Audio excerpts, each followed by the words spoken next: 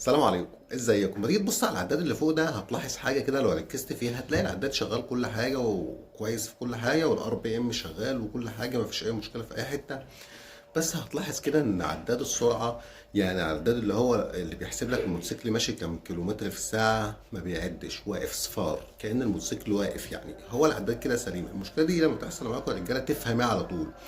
تفهم على طول ان سلك السرعه فيه مشكله فاصل. القصه هنا غالبا بنسبة عالية جدا ما بتكونش في العداد نفسه، بتكون في وصلة بس السرعة، وصلة السلك، يا اما في سلك فاصل من فوق يا اما فاصل من تحت من مكنة السرعة. فانت بتحتاج تشيك من اول الجنط لحد العداد فوق. احتمالية انه يكون من تروس العداد دي قائمة برضه، ولكن ده احتمال ضعيف جدا جدا جدا.